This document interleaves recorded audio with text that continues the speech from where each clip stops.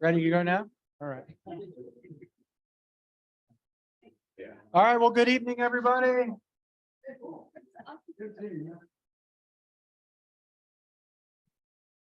How's everyone doing tonight?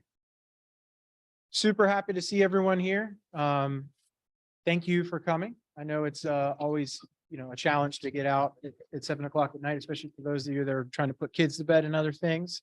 Appreciate you being here. And I see that we have a pretty good group on Zoom, so I appreciate everyone being here. Just to remind everybody, we're doing this hybrid, so in person and virtual via Zoom, and we are recording the Zoom for putting up on our website, thanks to David's technical help. Okay, if you could hit the next one. Okay, so we're going to go through some quick updates from us from the Civic League. We're going to hear from our friends at Tidewater Compost and what they're doing throughout the city, and in particular here in West Ghent. So that is Cameron Kanya from Tidewater Compost, and then John Miller is here from the downtown Norfolk Community Garden to talk about what they've got going on downtown. And then also we've got Liam, and soon we'll have his business partner Rich here from the 508 Crafthouse. And we're going to do, they're applying for a conditional use permit. So he's going to have an opportunity to talk about the business that they're opening up in the former Tortilla West property. And we'll conduct a resident vote on whether or not we want to endorse their conditional use permit. And then when I'm done giving some updates, Officer Dreer is nice enough to come to give us a quick update on the neighborhood safety statistics. Okay, so no slide for this one, David. Just want to go through a couple near-term things. So many of you are familiar that the Postal Service, like the blue mailboxes on the corner of Claremont and Azalea, and then the other one at the very end, or I guess at the corner of Redgate and Redgate, if you will, there, kind of in the commercial part, have been taped up for, I think, 4 months now. And so through much sleuthing and persistence, I was able to have a conversation with our postmaster today. We came to the agreement that they will be reopening both mailboxes here on Monday. So we should expect to see that. Now, they're the same mailboxes that they were before, and Kate and I actually were having a bit of a debate when we were talking about this earlier. We're not sure if the one on Redgate still has like the access door bent open, so that might not get opened on Monday. But the one on Azalea, we live right by it, and we're pretty sure it's going to open on Monday. Their current plans are not to replace them with anything. So if they get broken into again, which I think you're familiar, you probably saw the news article, this has been a thing definitely around the Hampton Roads area. It all happened like in one day back in, I think, December. Casey, is that about right? Somewhere.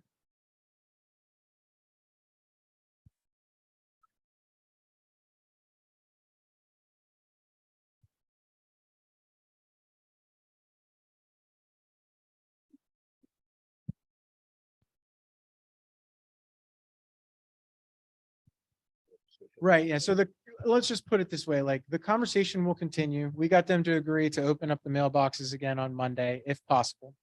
And we'll go from there. We discussed the potential for either replacing those mailboxes with ones that are more robust, or potentially, this would be a longer term thing, but potentially resiting them somewhere in the neighborhood that's less susceptible. Like you note that the one on the corner of, what is that, Graydon, Westover and Old Brandon, it was untouched because I don't think a lot of people know about it, right? So if necessary, we'll relocate them to somewhere less publicly conspicuous, but for the folks in the neighborhood will still be accessible. So that conversation will continue. I now have a relationship with our Norfolk postmaster, so we'll see where that goes. Kate and I actually had a great meeting with Mr. John Stevenson, who you've met as our Director of Transportation, and Keith Darrow, who works in the Transportation Department. There's been a lot of feedback about traffic calming measures and various traffic safety related stuff in the neighborhood. It built up to the point where like a running email, conversation back and forth was getting too confusing. So Kate said, hey, let's just meet. We went down to City Hall and we had a great conversation. What I want to talk about is that the city's budget is due to be presented to City Council here soon. They indicated to us that there's a pretty sizable budget line item in this year's fiscal year budget to do some traffic calming measures along Redgate Avenue. And so the way that will work is, that's the proposed budget. We'll see how City Council, goes back and forth with the city manager. And then if it gets enacted, then we'll go into a kind of preliminary design and idea process with the city transportation department. And, they're given X amount of budget. I promised them I wouldn't tell you what the budget is, but you'll see it when it drops. You'll be happy. And we'll go for it. So I expect that by the end of this coming city fiscal year, which starts July 1st. So July 1st through next July 1st, we should expect to see some improvements done in very targeted ways along Redgate Avenue. Now, we also expressed that people's traffic safety concerns are not just solely related to Redgate. So they'll probably siphon off very small fractions of that budget line item to do things like install stop signs, where we've gotten feedback through folks inputting to both Casey and just to the regular feedback account. And so they're very amenable, and it's already in like a standing budget line item to kind of do small things like four-way stops where there's a two-way stop right now, things like that. So we should see that.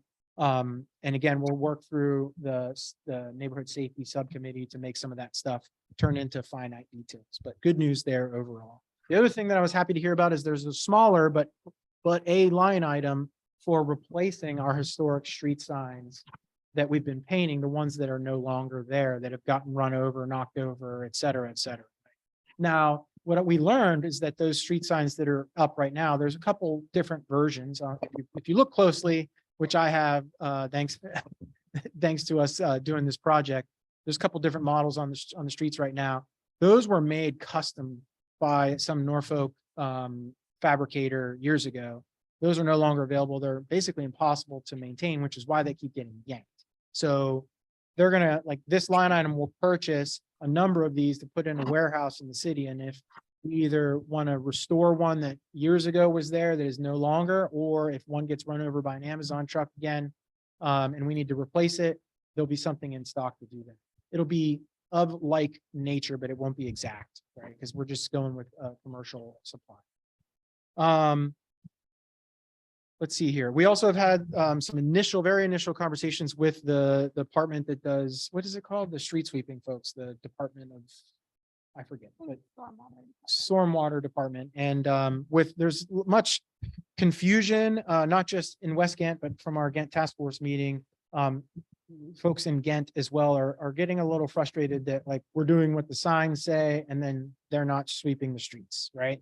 And so we just, ourselves in the Ghent Neighborhood League have agreed to just like discuss and communicate more thoroughly.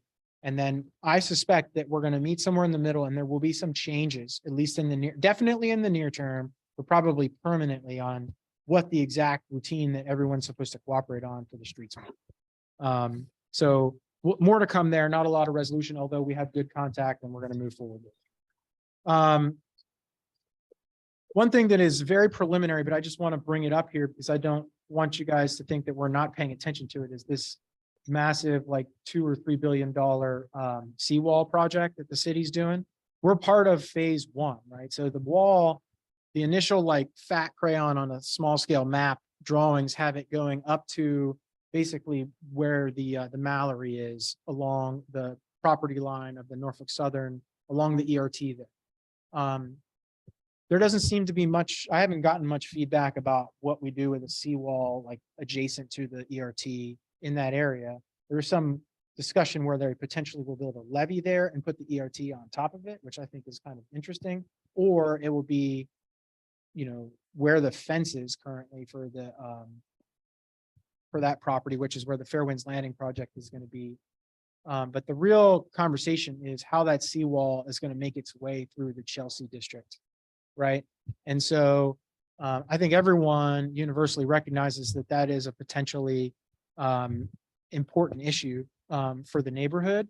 And so we are working with the Chelsea Business Association. We have already met with Mike Hopkins of the Fairwinds Landing project, Jason Edelman of the Chelsea Business, and us. And we're going to have more meetings, but the main thing is we're trying to figure out what will be the planning mechanism, where is the design taking place, and how do we input ourselves into that process to get it on the ground floor and get it as close to what is best for us as possible, right? Just wanted to just say that that's something that the board started conversations on, and we're going to start, that's going to become more and more of a topic, is the planning for the seawall. The other thing I wanted to say is we're really close to kicking off on the action groups that we talked about last month. We've gotten a fair amount of input from the neighborhood of people that want to get involved and help be solution providers and contribute to the neighborhood for some of these issues. So we're looking forward to that. One thing is we advertised that Rich Meredith was going to be here from the rail yard at Lambert's Point. Murphy's Law, right? He came down with the flu last night, and so he just couldn't be here. And I had to let him off the hook because he was really wanting to come, and I said, look, hey, if you're thinking you have the flu, like, let's just we'll move you to April. So we're going to have an update from him in April about what's going on up at the rail yard at Lambert's Point, which I'm sure you've seen a lot of. He did give me a couple quick updates in case you're curious, right? So the construction is now on schedule overall for a late summer completion of the entire project. I know that a lot of you have been interested in the status of the sidewalk, the ERT/sidewalk that goes through that area. Their plan includes opening the sidewalk back up, the right of way back up at the end of this month. I'm honestly a little skeptical looking at the status of the construction along there, but they at least, let's just reassure you that they know it's important to the community that we open back up the ERT, especially with the better weather coming. So I think we'll see more of them. The grocer that he's still under an NDA to not disclose who it is, but it's been in the news, is still in the pipeline. They haven't lost the grocer, and they're getting tenants and signing leases actively right now. And I'm sure that if we wait another month, they'll be able to be a lot more descriptive of who's coming in up there. But I think it's a good thing overall. And with that, I think I'll turn it over to Officer Dreer, who's our community resource officer, to just give us a quick crime stats. Good evening, everyone. So this is your West Ghent crime stats from 2/16 to today's date 3/16. Now I pulled these around 3:30 this afternoon, so might be a little skewed. So anyway, between these dates, we had 2 larcenies of bicycles, 3 larcenies from auto, and 1 larceny that was categorized all other. And that means due to the fact of what it is, which was a copper gutter from someone's on top of the garage of the gutter, the gutter on top of the garage. So that's about it. But these stats and what I've been seeing normally, once these stats come in, and like yesterday I had the GNL Civic League, so these stats are going right along with them. I think GNL had like 4 or 5 larcenies of bicycles. So whoever this, or might be more than one person, but whoever these people or person is, they're going around. I mean, they're cutting the heavy duty, the U-bolt locks off these bikes, and they're not just some cheap, Walmart bikes. These are $900,000, $1,500 bikes that people are riding around with. So we're definitely going to be following up with that. But still the same thing. Larcenies from auto. Sometimes the reports say that the cars are unlocked. Sometimes they say they're locked and they had nothing in it.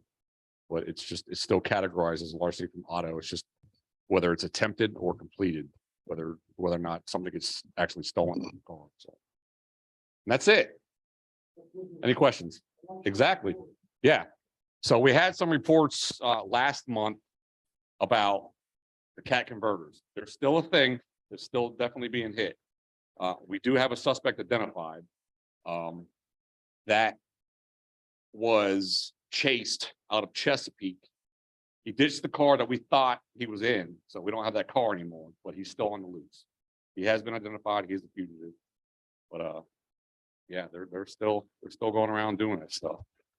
Gun owners are still leaving their guns in the cars and leaving, cars are getting broken into and they're not secured properly, and they're stolen guns on the streets, but it is what it is. Still got a job, so yeah. Appreciate it, guys. I will say that I've been out and about in the city the last few days, and I have seen several cars with the club on the steering wheel. So they're making a comeback. Oh, quick update on that. Well, I'm talking to the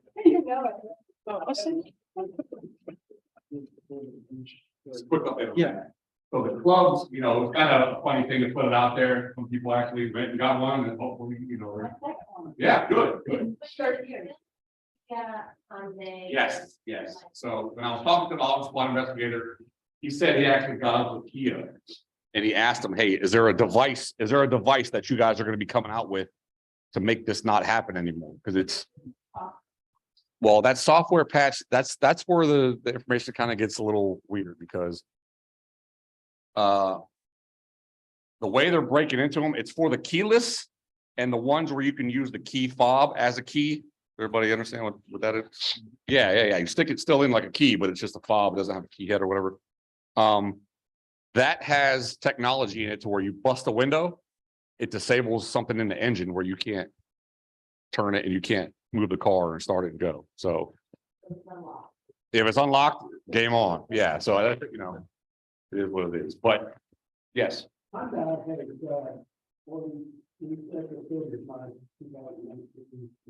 Okay.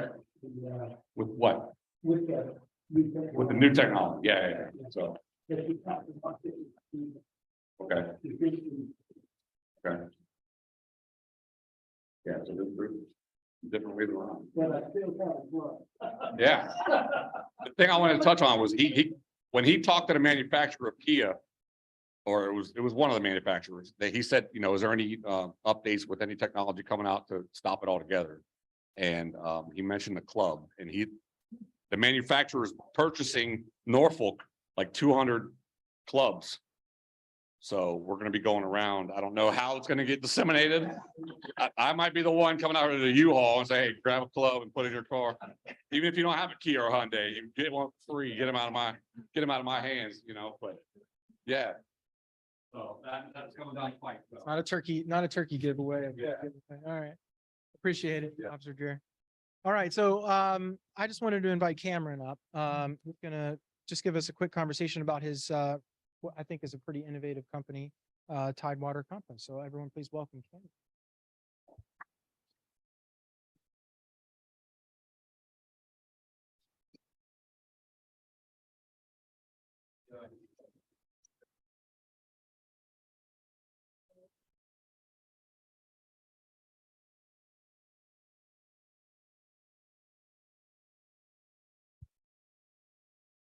All right. So my name's Cameron Kanya. I'm the owner of Tidewater Compost. First of all, I just wanted to say thanks so much for inviting us here to speak with you all this evening. As a newer initiative, it's always, a lot of fun to get out in front of new groups of people and kind of spread the word about what we're doing and what we hope to accomplish. So thank you all so much for giving us a few minutes of your valuable time.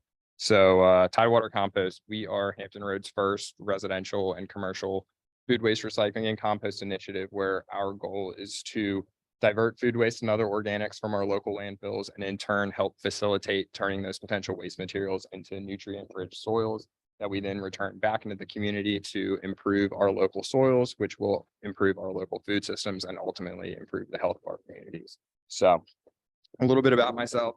I'm actually a financial analyst in the mortgage industry by trade, but my passion lives in my gardening and in soil building. Ever since I can remember, I've always grown up. My mom always had gardens. I always cherished the time that I got to spend with her out there digging around in the dirt.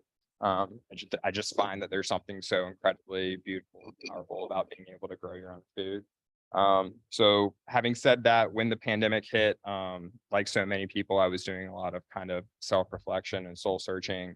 And I was also doing a lot of binge watching of Netflix on TV, like so many people. And I stumbled across a documentary that was called Kiss the Ground. I'm not sure if anyone here has seen that. If you haven't, I highly recommend watching it. But in essence, it's essentially about kind of the importance of soil health and how it can directly impact our fight against global warming and climate change. So it was kind of, and composting was one of the various topics that was covered in this documentary. And it was kind of in that moment that Tidewater Compost was born. So I started to look into kind of the what composting resources were available here locally for residents. And much to my surprise, none existed. So despite working another full-time job, I was like, you know what, let's just bootstrap this thing and kind of see what happens and see where it goes. So we launched our routes in mid-June of this past year in 2022. And since then, we now service over 120 members in Virginia Beach, Chesapeake, and Norfolk. And this next week, we'll actually cross the 25,000 pounds of material mark of materials diverted from our local landfill. So super excited about the progress that we've made and the response from the community thus far. Still have a long way to go, but excited about what's in store for the future. Now, having said that, we utilize the region's only DEQ permitted compost facility to be able to legally process our waste. But we are in the very early stages of permitting our own processing facility here locally, where we can do everything in-house and make our own soil blends and stuff. And that's what I'm super excited about. I mean, that's what I love. So it's really excited about kind of what's to come with that. All right. So, I can understand why most people would probably sit here and say, hey, it sounds like a cool concept, but I throw my trash in the trash can outside. That goes to the landfill. That trash then gets buried underneath the ground. That's going to decompose and break down. That's essentially the same thing as composting. So why would I utilize your services? Well, unfortunately, that's kind of the misconception that most people, believe in, but that's actually not the case. What happens with your waste when you throw it in the landfill? See, when this waste goes to the landfill, they pack those materials so tightly in the landfill that there's no oxygen that's present in the soil. So when there's no oxygen that's present in the soil for the microbes, they can't properly and quickly break down those materials. So those items kind of just sit stuck in limbo for long periods of time, unable to properly break down. So there's actually studies that have been done with carrots. We'll go landfill carrots and we'll go and we'll dig them up weeks later and months later and years later, and even some examples of digging these carrots up decades later, and they're still intact. Now, sure, they'll start to break down a little bit on the outside, they'll start to brown, but you can actually cut into them and still see that bright orange flesh of the carrot. So another, negative side effects of throwing out your food waste. A lot of people don't realize that there is a shelf life and there are capacity limits on our landfills. So as our populations continue to grow and increase, we're going to need more space for landfills in areas, especially like the Northeast and big cities. We're running out of space. So if we have another resource where we can, properly and are more environmentally friendly, use an environmentally friendly way to dispose of that waste, why wouldn't we take advantage of that? 50% of what actually goes in your trash can really be composted. So it's pretty staggering when you think of the numbers from that standpoint. And third, and I think most importantly, when we throw our food waste in the landfill and it does start to slowly break down, it slowly releases methane gas into the atmosphere. Methane gas is a super potent greenhouse gas that's 40 to 80 times stronger than carbon dioxide, and that greatly contributes to global warming and climate change. So again, we kind of hope to be able to use our initiative to bring a little bit more awareness to, the negative side effects of landfilling or food waste that a lot of people just aren't aware of. I mean, I wasn't until I started looking into it. So now, conversely, when we compost our food waste, there's several positive things that happen. So we already touched base on a few of these. So by composting our food waste, we're going to reduce the amount of waste that goes in the landfill. By doing that, we're also going to be reducing methane emissions. Compost also has the ability to do what's called sequester carbon. So it can actually, when applied to our rangelands and forests, compost can actually draw down carbon from the atmosphere and store it beneath its surface for extended, prolonged periods of time. And by doing that, it actually improves the environment in which we live and breathe in and makes, the atmosphere, better quality. Compost can also eliminate the use and need for chemical fertilizers. So I think all of us gardeners out there are trying to get away from putting chemicals on our food and stuff. It also has the ability to filter out up to 95% of ground and stormwater pollutants. It has the ability to revitalize marginal soils. It can retain up to 2.5 times its weight in water. So that's less water and resources that we're going to have to use on our landscapes and our crops.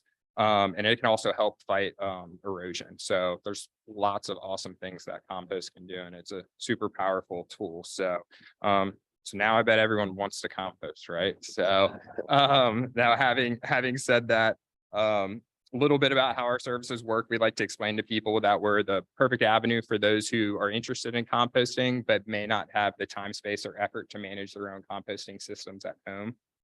So we kind of take the guesswork out of everything. You sign up for our services, we give you all the supplies that you need. You collect your compostables, and then on your scheduled pickup day, you leave your bucket out on your front porch or your front of your residence, and we come by, we pick up those food waste. We clean your bucket with an eco-friendly organic cleaner, replace your liner, and then you're ready to compost again with us, kind of making the process simple, clean, and easy. Another thing we get, some people will be like, well, yeah, I mean, this is a super cool concept, but we actually already compost at home. And we love hearing that. We think that everybody needs to be composting at home. It's super important to do that. But we can actually process some materials that you're not going to want to put in your home composting pile. So most people, when they think of home composting, you think of fruit, vegetable scraps, maybe some eggshells, coffee grounds. Well, we can actually process items like meat, bones, dairy, processed food, compostable serviceware, pet fur, pet food, pasta, grains, seafood shells. So, we like to take pride in helping people reduce their trash by up to 50%. So again, a lot of those items you're not going to want to stick in your home composting system, understandably. So, all right. So obviously there is a price that's associated with this. So there's a one-time $25 setup fee that gets you set up in our system and our route optimizer. And gets you composting with us. It also gives you your composting starter kit. So in your starter kit comes with our 5-gallon bucket and airtight lid. And I don't know if you kind of saw me trying to get the lid off that thing earlier. It's on there tight, so you don't have to worry about any critters or anything getting into that bucket. You get our 2-gallon kitchen caddy. Most people will put that on top of their counter, or they'll leave it underneath their sink. They typically fill that up for a few days. When that starts to get full, they'll transfer those materials from the smaller bin into the big one. I keep our bucket outside our side door on our side porch. Some people keep theirs in the garage. You still can fit that underneath the sink if you want to. So you've got plenty of options. We also supply compostable liners throughout the entire duration of your service. So when you start to run low on those for your caddy, you simply let us know. We'll drop more off on your next service date. We also have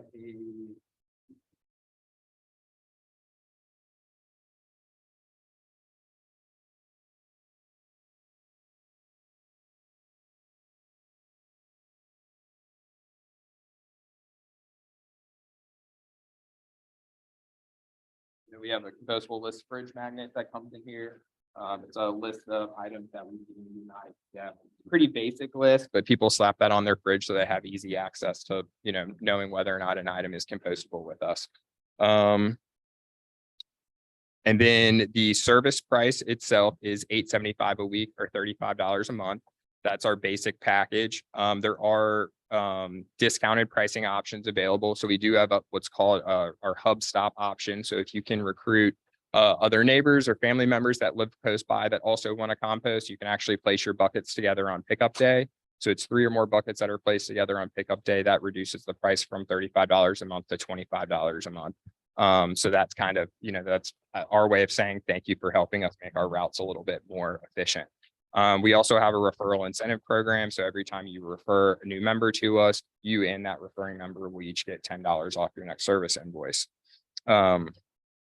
Another super cool thing I think it's super cool that we do with our program is we actually have a compost give back program. So twice in the year, once in the fall and once in the spring, you'll actually receive 5 gallons of finished compost back to you that you help to make with your very own food scraps and organics.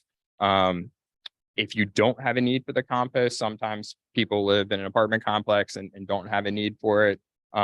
We actually partner with a different community partner each season, and then we donate a certain share of compost to that project. So you can actually choose to donate your compost to that project, whatever that partner is that we're working with at that time. Some other cool things that some added features with the service to make things more convenient. We send out weekly text and email reminders the night and day before your scheduled pickup day. So that way people never forget to leave their bins out for us. We also weigh and track your materials with each and every pickup. So as you reach certain diversion milestones, composting with us, whether that's 100 pounds, 250 pounds, 500 pounds, we actually have just had 5 members reach the 500-pound mark for the first time, but we send out these fun little virtual badges so people can share on social media and stuff. Anyways, just keeps our members engaged and stuff like that. We also provide semi-annual diversion reports. So you'll get a semi-annual report that basically outlines the total amount of pounds that you've diverted, and then breaks out all these other metrics like CO2 emissions avoided, gallons of gas avoided, seedlings planted. So again, just fun sort of ways to kind of keep our members engaged and let them, show them kind of the positive environmental impact that they're making by composting with us.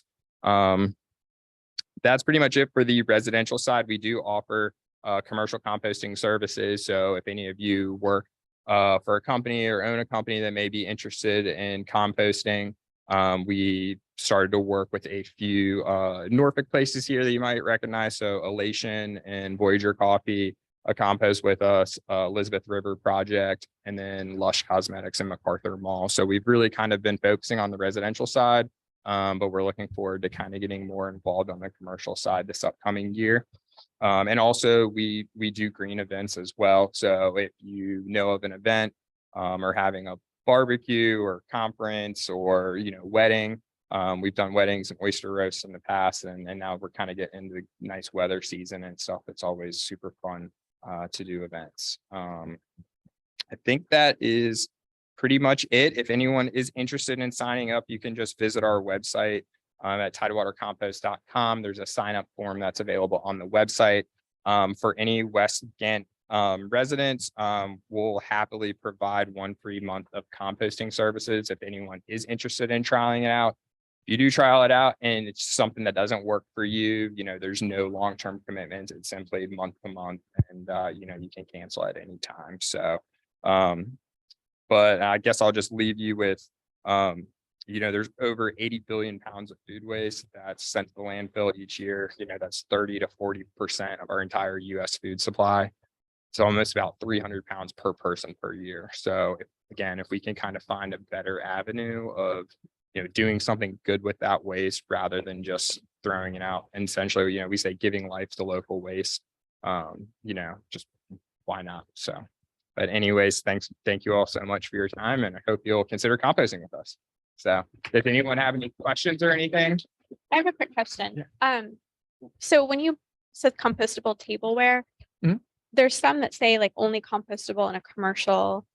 Would that be? That's a great question. So yes, the only compostable serviceware and tableware that we can accept, it has to be BPI certified. Okay. So you'll see a BPI certified logo that's on there. And unfortunately, that's the case because there is a lot of greenwashing that's out there in the market right now. So a lot of stuff will say that it's compostable, but it's really not. So we have to have that certification for our processor to be able to handle it and be able to accept it. So that's a good question. So any other questions or anything? All righty. Oh. No, so they are, well, it depends on what you consider local. It's about an hour and 15 minutes away. So we use a larger Richmond-based commercial company that runs routes down into Hampton Roads a couple times a week. So we piggyback on their route. So it's a great temporary fix for us right now. But again, that's kind of our, one of the main reasons why we want to be able to have our own site here locally, because there isn't, a source locally for people to be able to do that. And then that way too, we can also just keep everything here and stuff. So, all right. Well, thank you all so much.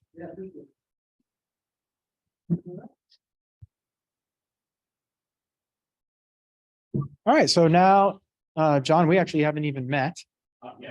Yeah. I'm Scott, by the way. Yeah, so I'm inviting John Miller up here from the downtown Norfolk community. And I think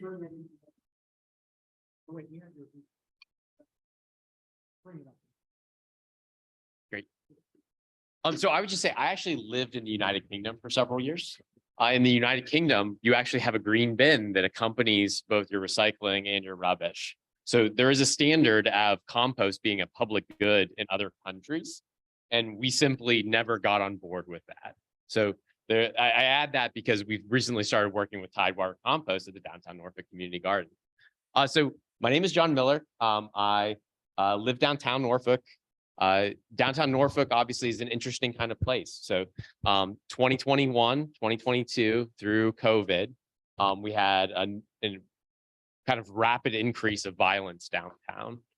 So we were looking for something that could potentially bring people together in our downtown space, and that would try to bridge the gap between some of the diverse community downtown. So during that time, Freemason Street Baptist Church came to the Downtown Norfolk Civic League and said, we would like to do something with this green space. We've knocked this building down.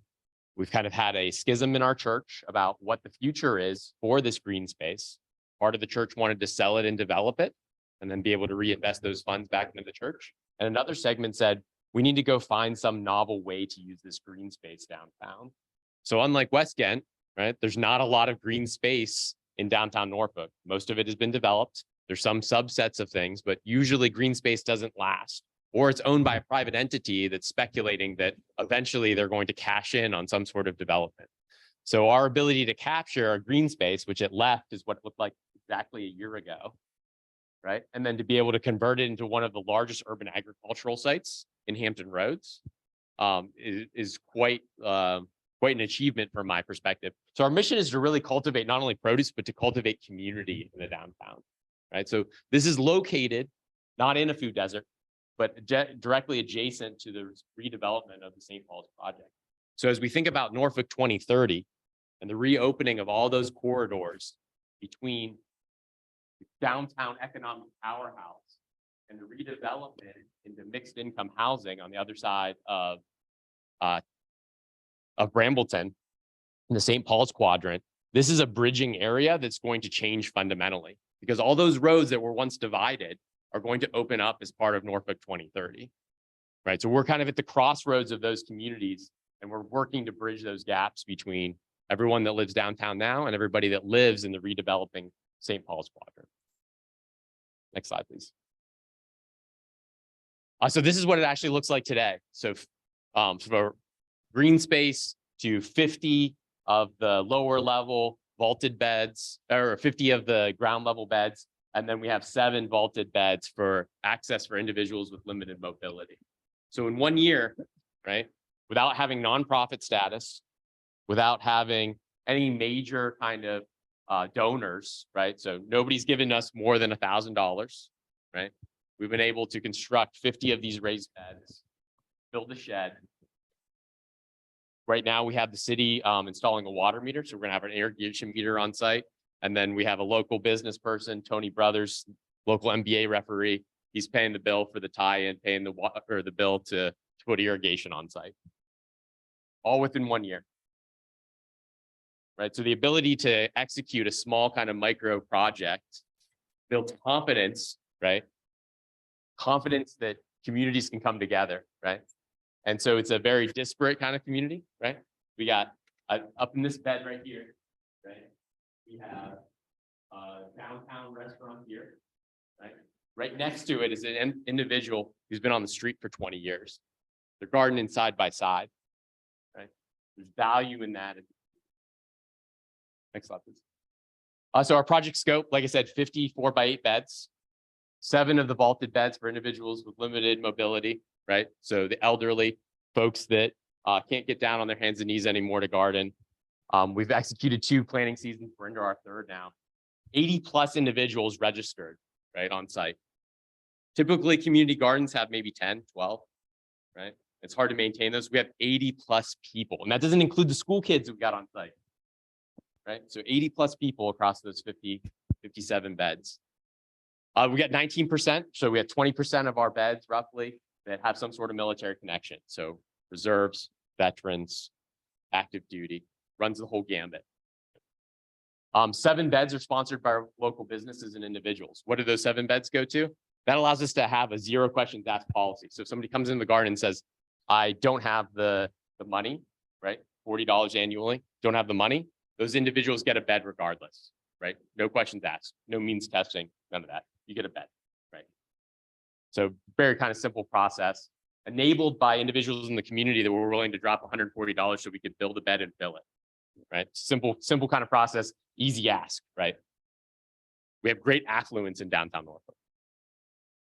15% of beds are maintained by first-time gardeners. How do we offset that? With a partnership through the Norfolk Master Gardeners. They have an urban agricultural program. We can match subject matter expertise from the Norfolk Master Gardeners, not a master gardener, just a gardener. And we can match them, pair them, train them, develop folks, and build capacity in the community. We've had 1,200 seed packs that were just dumped on us. So we had a local commercial realtor who also had a share in a local hardware store, no names. Every single seed that you see on one of those kiosks at Taylor's, at Lowe's, at Home Depot, anybody know what happens to this? No, they don't get thrown away. They just get sat in a box because they can't destroy them. They literally sit on the box or sit on the shelf until the seed distributor says you can destroy them. And then they go to the dumpster. So this guy thought, well, this is shenanigans. So one weekend he showed up with a garbage bag filled. So we sorted them out. So now we're able to set people up when they come into the garden, right? You get to shop, you get to select the seeds that you want, and we've taken it to other community gardens throughout Norfolk. We've had over 400 volunteers in a year, right? So 400 volunteers of engaging different elements within the community to build out that network of folks to come and kind of attack this problem. And then this is a kind of an interesting metric. Not sure what the actual like industry standard is for this, but 81% of our users return for a second year. So once people come, they're not leaving, right? It's being part of something, being part of that community. Next slide, please. So these are some of our other metrics, right? So who are we, right? So some of these numbers, right? The 81%, first 15%, those are the same. We're 25% minority, right? We're a minority majority city, right? So we're targeting, right, our diversity, equity, and inclusion as a bridging function in a community that had multiple mass shootings in a given year. That has this racial division based on zoning practices, perception, right? Perception is reality. So we're trying to bridge that gap. Our civic league, right, has basically no one with children. So we've tapped into a subset of folks that live downtown that have kids that want to have a green space, that want to have a garden, right? So 20% of our gardens are family gardens, right? So that's a big issue for our civic league in terms of reaching out and touching folks in that demographic that's between 30 and 50 with children, right? We're doing that with the garden. We have organizations in the garden. So we have the Norfolk Street Choir. We have Roadstead Montessori High School. We partnered with Pharrell Williams' new schools. They have 2 beds, Yellow School that's moving downtown. So we have schools in the garden. 20% of our folks are over the age of 60. And then I think this is an individual. I think this is an interesting kind of statistic. 35% of the folks in our garden are single women, right? So what does that tell you about who's engaged in the community, right? It's not people that look like me, right? So that engagement and being able to track those metrics allows us to understand who we're engaging in general as a community garden. And there's not many community gardens that are doing that kind of like collection, right? And why are we doing this? Because we got partnered up with an ODU strategic communications course and they wanted metrics to be able to engage. So we're working with ODU, we're working with the Norfolk State, and we're getting better as a consequence because this is a zero fail environment, right? So we don't have any risk. We're not a corporation. We're just a bunch of people. So we can bring in people, we can try new ideas, and we can be kind of aggressive. So this slide, the previous slide, that's Norfolk State. That's Old Dominion University. Next slide, please. So some major awards, right? So we had some small victories very early on. I can't say enough about the block by block grant. Anybody familiar with the block by block grants? Yeah, so fantastic opportunity. It's free money, right? What we discovered with the Downtown Norfolk Civic League was that we didn't actually have state status. So we weren't a 501c3. We weren't recognized as a registered state entity. So we couldn't apply for any of the city's grants. So how did we work through that? We partnered with the Downtown Norfolk Council, who runs the Downtown Improvement District, because they have both a 501c3 and a 501c6 status. So they were able to apply, we were able to apply through them with our like grant team and be able to put together the block by block grant as well as the Retain Your Rain grant. Because initially, right, we're in a historic district where we're located on 412 Bank Street. So just a block down from Scope Arena and the Chrysler. That's a historic district. Didn't know it at the time when we started. But that means that you have to go through the Architectural Review Board, and community gardens are prohibited use in historic districts in the city of Norfolk. Yes, yes, local historic district, yes, yeah. So that's an interesting kind of concept because we're not actually a garden, come to find out. We're actually just landscaping in the eyes of the city. Yeah, so you got to work through, like, there's a lot of creativity here. And so we got some great momentum. We picked up a Uplift Award from the city of Norfolk. If you guys have folks that are working in your community, the Uplift Award is a great kind of community kind of recognition. So we picked that up. We picked up a Stouffer's Community Heroes Award to the Norfolk Tide. So that was kind of a great opportunity, and all these things, right? They just kind of start rolling, right? So once one thing comes, people start becoming aware of the project. You got, Tidewater Compost, right? We're going to partner with them now.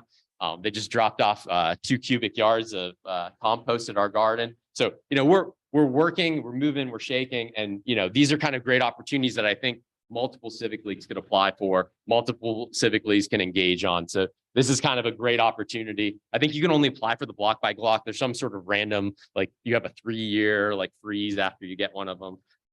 But the great thing is you can match it with labor, right? And the labor rate for the city of Norfolk is like $20 per volunteer hour. So it's easy to match a $2,500 grant without putting any money down. So it's a fantastic kind of program. Next slide, please. So how do we get through this, right? Our principal partner has been Freemason Street Baptist Church. The church essentially said, here's this land, go and do what you will with it.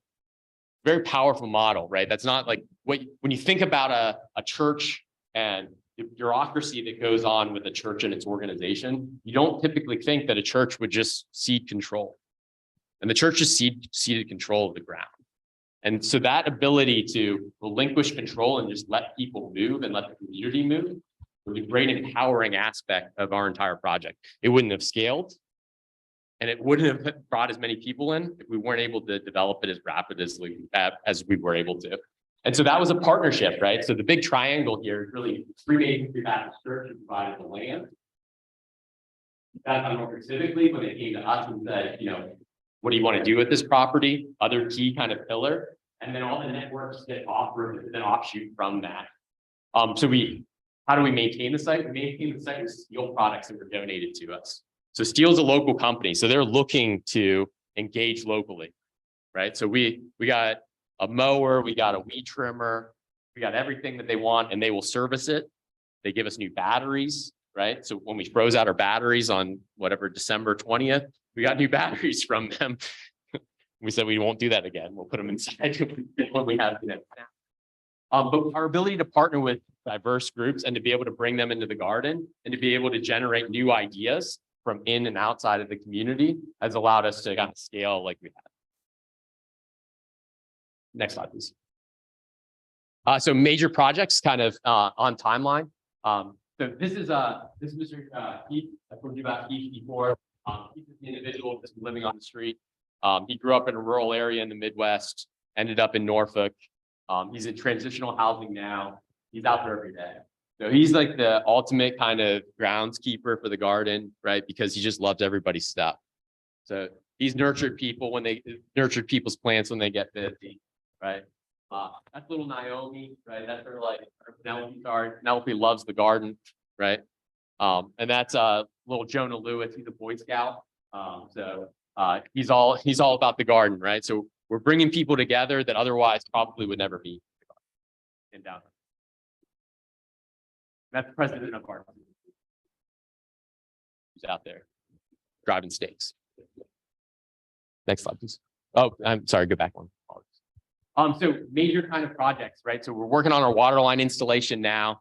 We're working on our rainwater collection. So originally the city said we couldn't put a metal roof on our shed because we're in a historic district and metal roofs are a prohibited kind of structure in a historic district. But then we said, well, the building, which is the Hurrah Players Auditorium, has a metal roof. So why can't we have a metal roof and then do rainwater collection? So putting a metal roof on, the city's paying for it because they felt bad. So through the Retain Your Rain grant. So we're putting a metal roof on. We're going to do some rainwater collection on site as well. We're also developing a seating area. That's what we're using that block by block grant for. So Mermaid Winery is leaving Ghent. They're moving downtown. They have all their furniture. So all the furniture that is at Mermaid Winery today is going out to our site. So they donated all of that to us. So awesome kind of opportunity. Working on a sign. We've had some temporary signs. It's actually kind of windy downtown. There's not a lot of wind breaks, especially in that area. So we're gonna have a proper sign. And then we're working on an accessible garden area. So that area, we're trying to figure out what that surface looks like right now, but that'll be where all of our vaulted beds go. Because the goal is to make ADA compliant kind of area that individuals in wheelchairs, and we have 2 individuals in particular downtown that want garden plots, but we can't deliver on that right now. So we're trying to work through that process. It's a costly process. It's amazing how much like solid surfaces cost. So we're trying to figure out what that looks like and whether we can come up with kind of a hybrid side or a hybrid kind of approach with some sort of compacted material. Next slide, please. So ways you can help. So I was asked about this, and it's really not ways that you can help. I think that every community should have a garden. So as I think about what the future is, I'm very excited about the PIC project, and I couldn't tell you what the acronym is, but PIC's going to allow for small kind of organizations to gain nonprofit status, because that's kind of our goal. My broader kind of ambition is to be able to provide advice and assistance to other entities within the city that want to start similar projects, right? Because I think we have a model that is relatively low maintenance, right? So I work a full-time job, and then I'm a Navy reservist on top of it. So like I got like a job and a quarter. So as a consequence of that, I run a lot of this stuff, and it's not a barrier to do it because we've digitized a lot, right? So we've gone digital using open source kind of Google applications to be able to register folks. We're not collecting checks, right? So we got a PayPal account. So it's very kind of streamlined. And that means that you can focus kind of on the primary effort, which is bringing people together. So I think, right, looking around here, looking at, some of the property down by the railroad, there's lots of opportunities for a small kind of scale project. And then you can see if it grows as a community.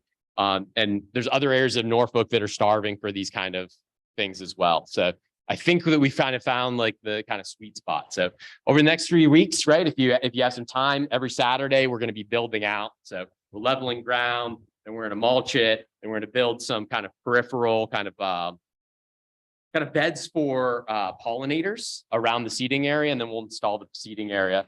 If you have time, really would love to see all of you out there on April 30th. That's our 1-year birthday bash. That's when we're going to open our seating area, open our water retention system, and our water lines. So it'll be kind of a good community day.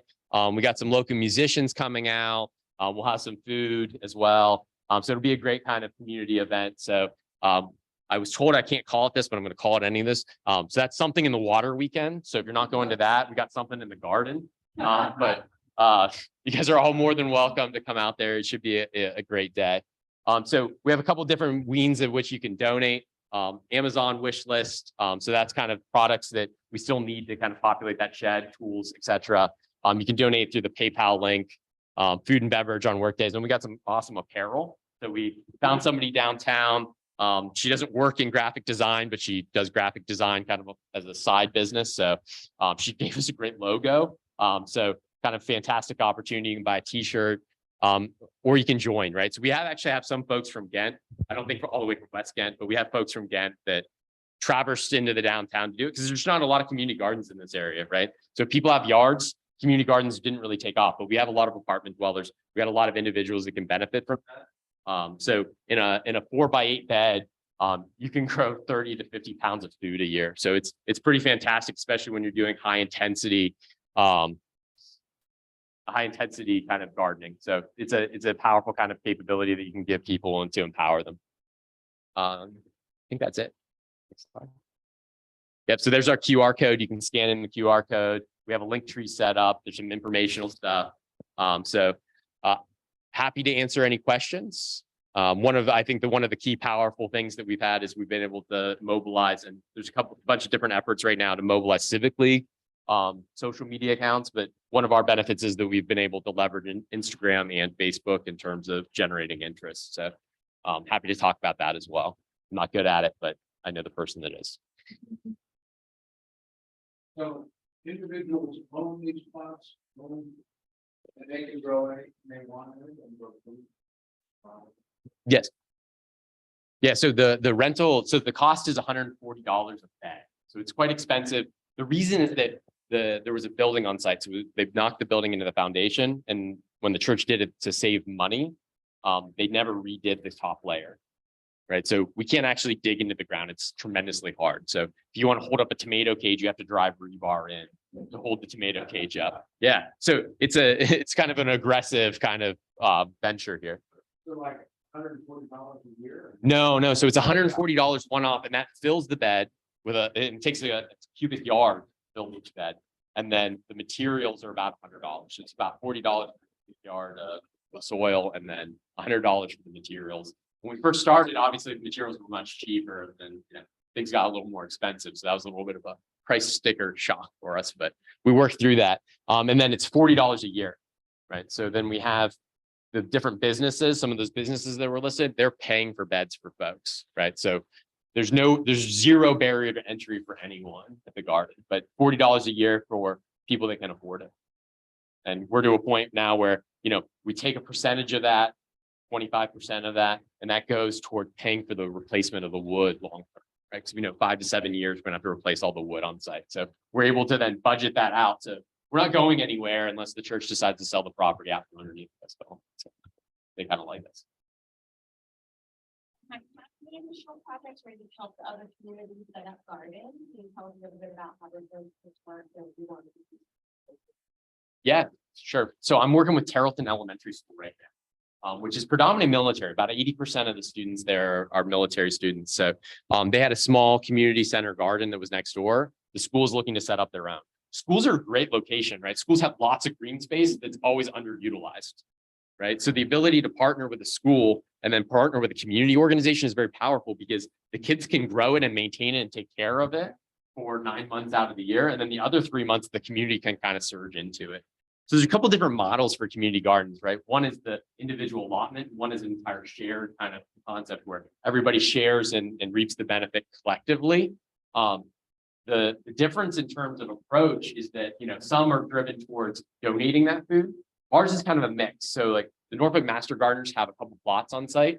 All of their food gets donated.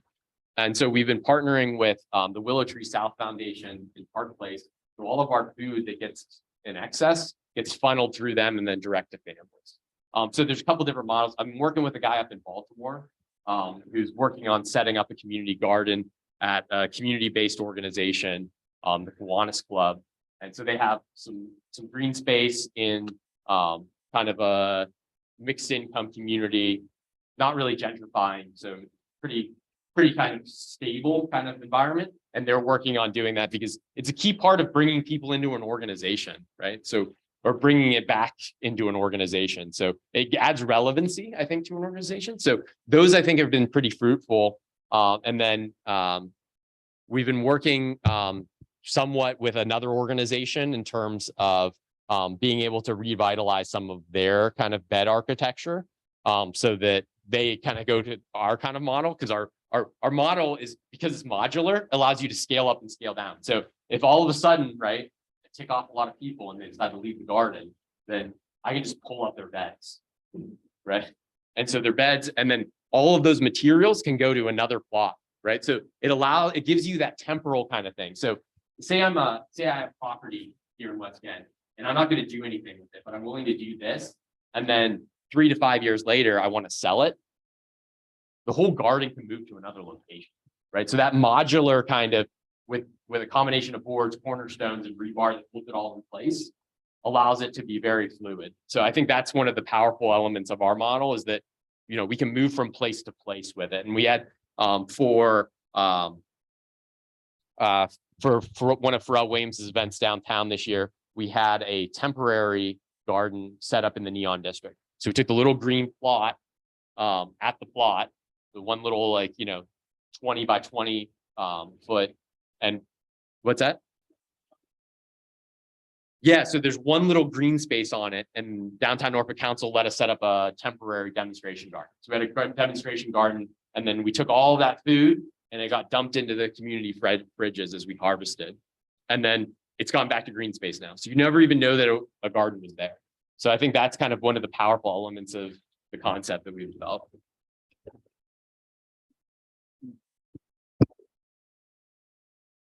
Thank you. Thank Yeah, thanks for having us, and we're happy to help you out with any other kind of ideas you have with respect to community art. All right. Yeah. You guys ready? We got Liam and Rich here from 508 Crafthouse.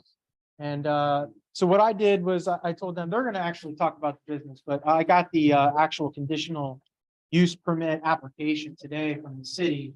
So I just threw up what I think is just like the relevant information. So they didn't have to tell you different hours and put them on. So I'll let them talk about 508. Cool. Yeah, man. Thanks for having us. My name's Liam Perkins. I'm one of the owners of 508 Crafthouse. I came into the journey of what 508 is a little bit late into the game. Rick here signed the lease literally a week before our beloved COVID hit. And so business plans kind of took a halt, pretty tremendous halt. So he's been paying rent on that place now for literally almost 3 years. We're really excited to get open. One of the things that we're priding ourselves on is our small menu. A lot of the places that you can go around here have a pretty extravagant menu. It's not really rotating, doesn't change too much. So we're excited to bring in our small menu with a lot of rotating specials to be able to feed the community something new and fresh pretty much every time you guys come in, at least weekly is the plan. We plan to really market to the community here, West Ghent specifically, with door hangers, things like that. So the community really knows that this bar is for you guys. We know that you guys are going to be what keeps us open, what keeps us successful and operating. So we're here for you guys. My background is a little bit in the restaurant industry from my first job of bussing tables at Aberdeen Barn in Williamsburg, where I grew up, to some of the restaurants that are no longer with us in Virginia Beach, like 501 and Atlas Bar and Grill. And then I was with Nish Patel as he opened up Oceans 14. He's since gone to open up a bunch of other restaurants down in Virginia Beach. And also excited to have somebody like Brian Mullins, who's my mentor in the restaurant industry. He's been a successful mogul in the restaurant industry around the Hampton Roads area with the new Cork and Bull out in Chesapeake. He's got Decoys out in Bennett's Creek, a bunch of other spots. So looking forward to having his expertise kind of trickle into what we bring to the community as well. So with that, I'll give it over to Rick. He's the one who's really the star of the show. He's the one that had the idea from the get-go. So I'll let him kind of.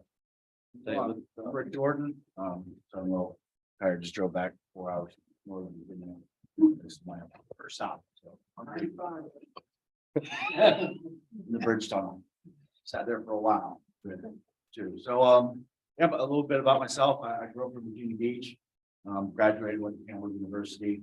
From there, 9/11 hot. So I spent my 20s and into my late 30s in foreign countries like Iraq, and Yemen. I was able to pull off Israel, my last duty station for 5 years there.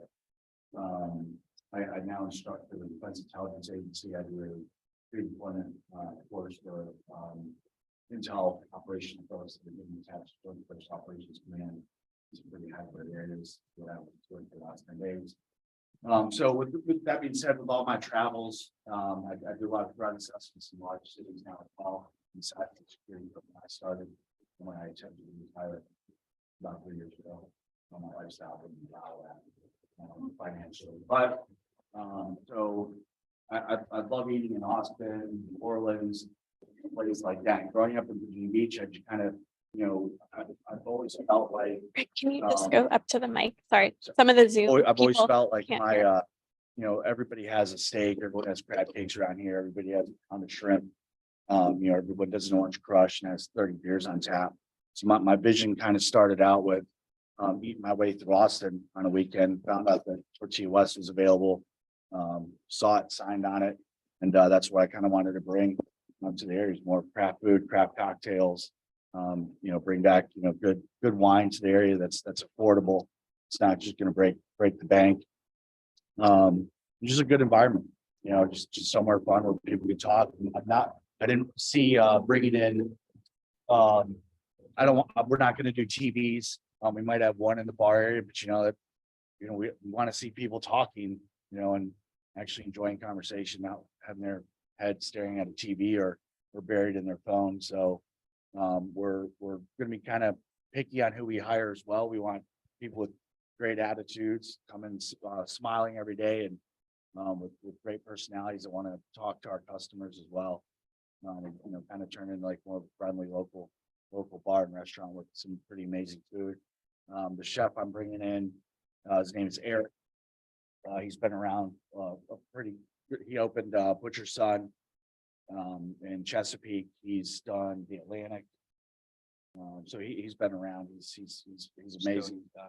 Yeah, Stoney's Dockside. He's a phenomenal chef. So we're excited to finally get here. Like Liam was explaining, I unfortunately signed a week before the end of the world, COVID. I signed and went to South Lake Tahoe to snowboard. When I was there, they were like, "You might want to leave. I think the world's ending." And I don't really pay attention to the news a whole lot. So I turned on the news and just kind of sat down, and it's like great timing to open a restaurant. This is amazing. So great investment. But anyway, we're happy to come out here to the Norfolk area. I think you guys are really going to love it. It's going to be a pretty cool place. I don't know if anyone's taking a look in the windows over there or knew what T West was, but that was one of the things I did during COVID. I just went in there with a saw and sledgehammer and just started gutting the place. I wanted to bring it down to 4 walls and build something completely different and new. So. Yeah, so I know you guys have seen the sign that says coming soon. One thing about the whole coming soon thing is the red tape with the city of Norfolk and trying to get the doors open has been somewhat difficult, especially since this is both Rick and I's first restaurant venture and jumping through all those hurdles and hoops. So we appreciate the support, appreciate the patience. We were going to be opening at the beginning of next month. Now it's looking like end of May, early June. So again, appreciate your patience. Hope to see you all in there having a great time. It's a good drink. Like Liam was talking about his background, I have zero experience in working in a restaurant. My experience is eating and drinking in them. So this has been a fun process, learning process for myself as well. Another thing that we're going to do too that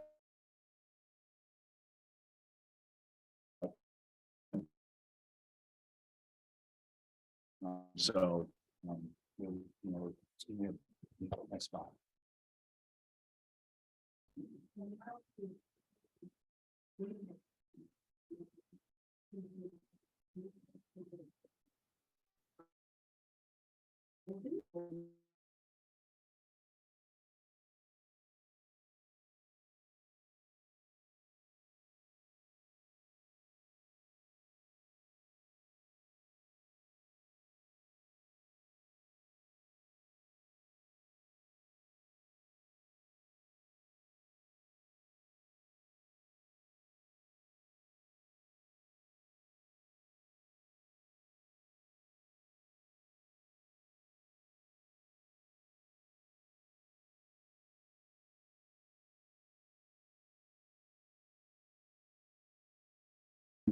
Towards T West becoming available. And as soon as I saw it, I just loved it. I loved the area. I felt like it's more of a tight knit community, and there's Smart Mouth is down the street. I love their beer.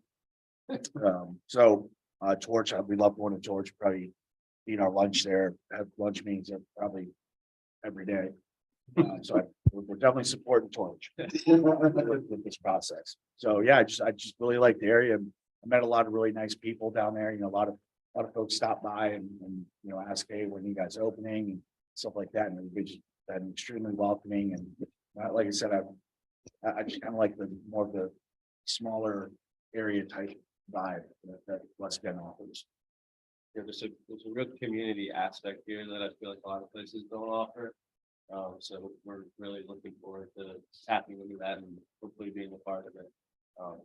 I think that, like I was saying earlier, this direct community will be our success. You guys coming in and eating, obviously the draw that we have from our background, our friends in Virginia Beach and Chesapeake and stuff will come frequent us as well, but it's about supporting you guys, bringing good food to the area, good events too. We want to have your happy hour. We want you guys to have your baby showers, all that sort of stuff at our spot. We've got a state-of-the-art private room that's going in the back that we're building out. It's medical grade. I guess you can't have TVs. It has to be you know what I mean? It has to be a pull down screen, all that sort of stuff. So we're making sure that it's state of the art for our EPMS students and people who want to utilize it.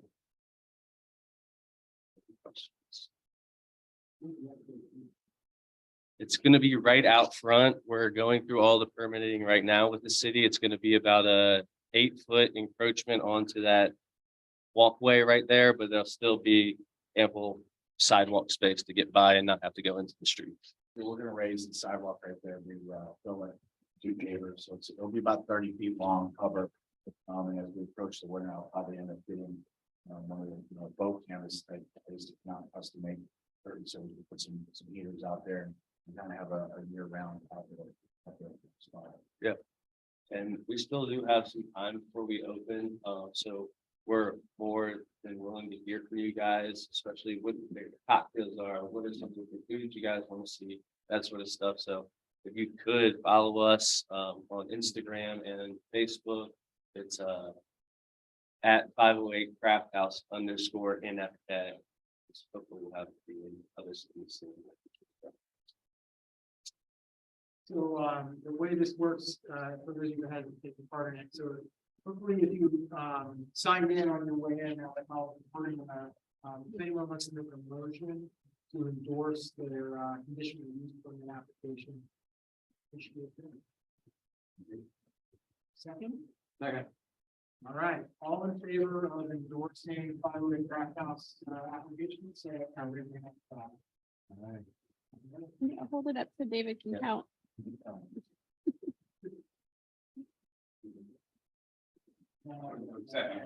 I would, thank you. I appreciate it.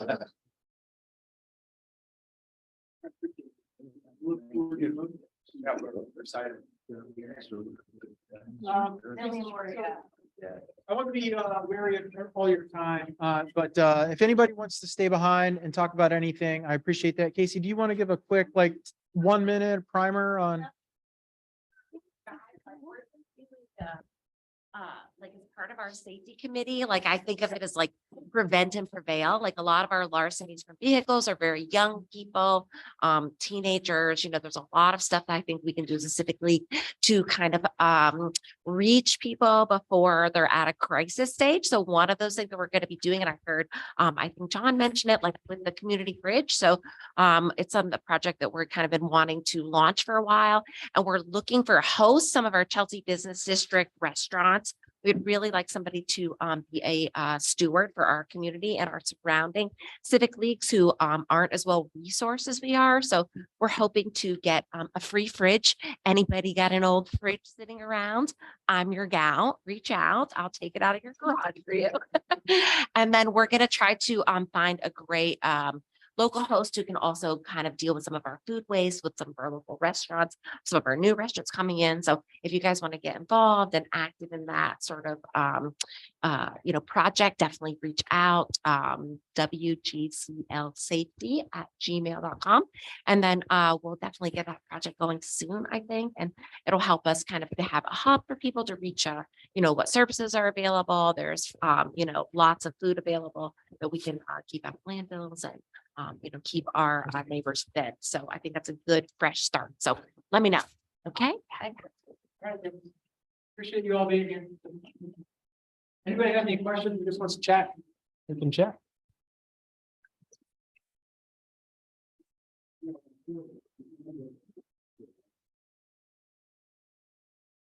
Thanks for being here. I'm Scott. Nice to meet you. Thank you so much for coming. Appreciate it. Nice to meet you guys. What was your name again? Rick. Nice to meet you.